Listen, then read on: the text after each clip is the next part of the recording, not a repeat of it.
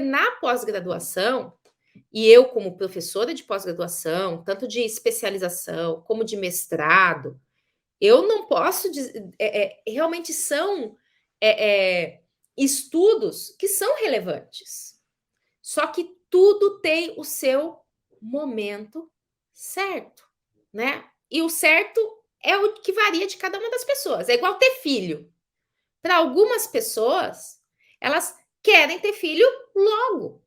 Então, já resolve ter filho lá com 20 anos de idade. Eu quero ter filho, quero casar, quero ter filho. Outras pessoas não. Eu mesmo sou dessas que deixei para depois.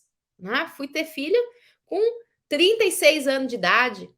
Né? Por quê? Porque eu tinha uma outra prioridade. Então, e se eu tivesse tido filho antes, talvez eu não tivesse feito meu doutorado. Talvez eu não tivesse construído a carreira. Eu queria ter filho. Veja, não é um falar eu não vou ter filho.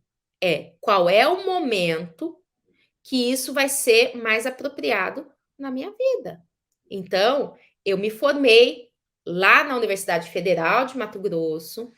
Aí, vou aproveitar que sou livre, desimpedida, não tenho filho, tive que me deslocar para São Paulo para cursar o mestrado, né? Aí, terminando o mestrado, eu falei assim: não, eu já vou emendar, aproveitar que eu estou no pique e emendar o doutorado. Quando eu terminei o doutorado, aí é que eu fui pensar em ter filho. Então, era alguma coisa que eu queria. Mas eu coloquei isso que eu queria um momento e eu não me arrependo. Por quê? Porque são os amores da minha vida, mas dão um trabalho danado. Eu não viveria sem eles, mas dão um trabalho danado. Então, se eu tivesse tido antes, talvez eu não tivesse feito um doutorado. Talvez eu não tivesse conseguido me preparar para ser aprovada no concurso de professor da PUC, onde hoje eu leciono, né, por concurso lá também. Talvez eu não tivesse conseguido escrever livros, né? Então, tudo tem um momento. Por isso que eu estou falando isso.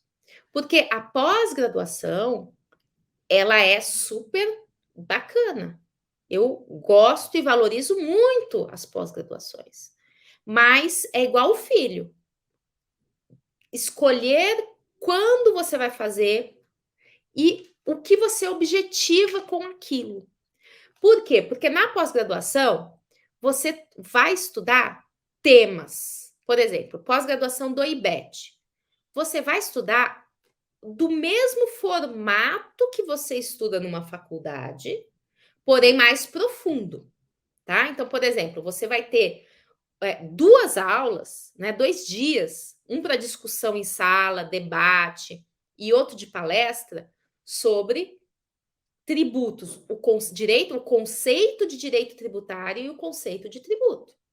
Então, você tem um estudo que é um estudo profundo. Você vai ver as controvérsias a respeito do conceito de tributo, né? Você vai ver as controvérsias sobre o que é direito tributário. Aí você tem a ciência do direito tributário, o direito tributário positivo, certo? Aí vem as espécies tributárias. Você não vai estudar assim, as espécies tributárias são 5. Não. Impostos, taxas, contribuições de melhoria, empréstimo compulsório e outras contribuições. Não, não é assim que você estuda numa pós-graduação. Numa pós-graduação, você vai ter 2 aulas, né? Porque é o debate mais a exposição, para estudar as espécies. E aí, o que você vai estudar? O que pensava Geralda Taliba sobre as espécies tributárias? O que pensava Alfredo Augusto Becker sobre as espécies tributárias? O que diz Roque Antônio Carrasa sobre as espécies tributárias? O que diz Paulo de Barros Carvalho sobre a espécie tributária? O que diz José Eduardo Soares de Mello sobre as espécies tributárias? Então, isso é uma pós-graduação. Você conhecer isso aqui, ó, né? Um monte de doutrina. Por isso que eu fui ao longo dos anos acumulando livro, para conhecer o pensamento de todos esses doutrinadores, né? Aí você vai ver, e o que o STF decidiu? Ah, o STF decidiu as 5 espécies. Tá, mas apesar do STF decidido as 5 espécies, eu concordo com o Paulo de Barros Carvalho, que são só 3, e pronto. Né, por causa dos argumentos científicos. Então, a viés da pós-graduação é um viés de profundidade científica, de você conhecer vários doutrinadores a respeito de um determinado assunto. Você vai estudar mandado de segurança? Você vai estudar mandado de segurança. Mas você vai estudar o que é um mandado de segurança, quais são os pressupostos de um mandado de segurança, quais são os pressupostos da concessão de liminar. Aí o que o professor Mantovani fala, o que Paulo César Conrado afirma, né? O que os processualistas, por exemplo, Arruda Alvim, afirmam a respeito daquele assunto. Né? Então você vai com essa verticalidade. E é excelente. E eu amo essas discussões. Só para vocês terem uma ideia, né? E aí é outro panorama, tá? Tá até disponível no YouTube o congresso que eu participei lá essa semana no Mato Grosso, né? Segunda-feira. A minha palestra foi a linguagem judicial como mecanismo de objetivação e concretização de valores. Isso é um discurso de pós-graduação. Estão percebendo? Então, assim, se você vai falar de uma pós-graduação, são essas temáticas que acabam sendo discutidas. E isso, claro que isso te engrandece. É claro que isso vai te dar, inclusive, um arsenal para você dar aula, para você escrever artigos, para você escrever livros.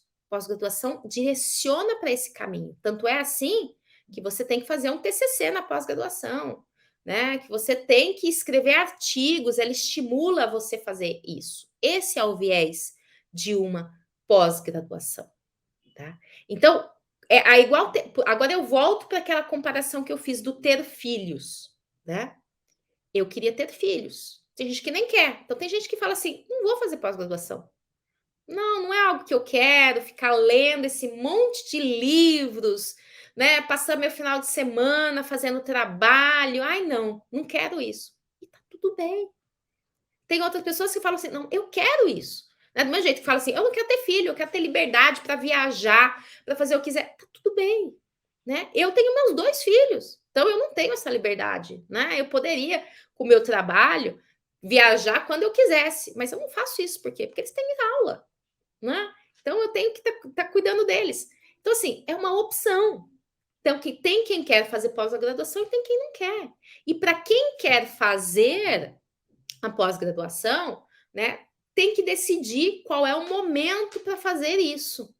Porque se você sai da faculdade e você pensa em fazer uma pós-graduação para ela te dar elementos para você advogar, você fala assim: eu não aprendi a advogar na faculdade. Estou inseguro, não sei por onde eu começo. Então vou fazer uma pós-graduação. Sinto dizer, mas você vai sair da pós-graduação com muito conhecimento, mas com muito conhecimento teórico, que você ainda vai falar: e agora? Terminei, o que eu faço? E tem gente que começa a fazer outra, faz uma pós-graduação de tributário, pois fala assim: e agora eu acho que eu tenho que fazer uma pós-graduação de societário. Agora eu vou fazer uma pós-graduação de, sei lá, vou fazer um curso, né, uma graduação de contabilidade. E começa a se encher de cursos, achando que é isso que vai alterar aquela situação. E não é, tá? Então, quem se forma e acredita que uma pós-graduação, um mestrado, vai ser isso que vai dar aquele conhecimento para advogar, corre a uma grande chance de se frustrar nessa situação.